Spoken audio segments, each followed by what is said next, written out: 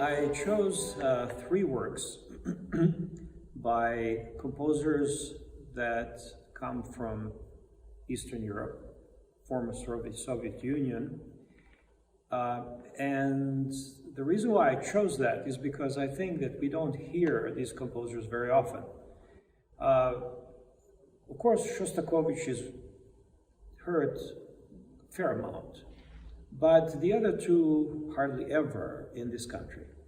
And so I thought that bringing this music to our audience is something that would be interesting. The first piece of the program is by Pēteris Vasks, and this is his relatively new work that is receiving, actually, with our performance, its American premiere. And it's called Musica, Appassionata. So that's the first piece. Then we hear Shostakovich's famous symphony for strings, which is really a transcription from his quartet number 8. And then we end up the evening with the piece by Sofia Gubaidulina, Fachwerk, which is, again, a profound piece of music, relatively new, it's just a few years old, and it's for actually a concerto for bayan and percussion and strings.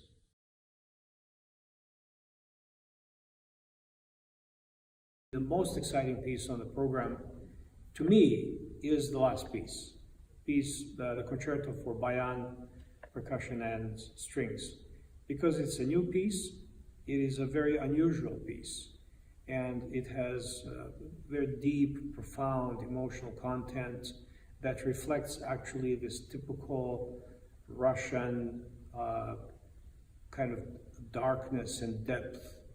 And certainly Gubaidulina brings that out. And then that gives us an opportunity also to hear bayan, which is rarely heard anywhere, but in particular here in the States. So that also is, I think, very special.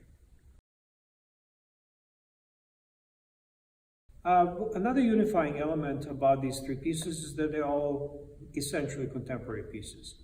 Shostakovich is, of course, old in that sense, because it dates back to post-World War II. But nonetheless, it has the same, he was, in a sense, the father of contemporary music. And so that kind of gives us a foundation for the other two pieces. And then we have, on one side, we have very optimistic sounding and very consonant sounding Musica, Appassionata by Pēteris Vasks. He calls himself actually a kind of anxious optimist. Anxious, why? Because he's so worried about the environment and what is happening in the world and so on.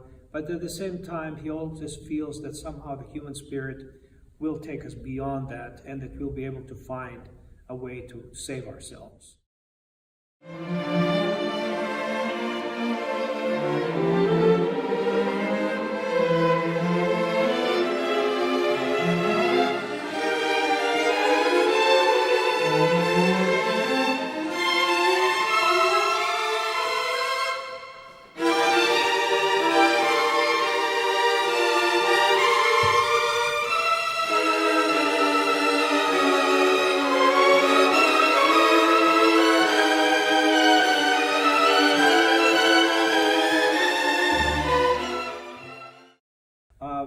On the other hand, there is Sofia Gubaidulina, and Sofia is unapologetically very dark, very deep, and quite esoteric in her language.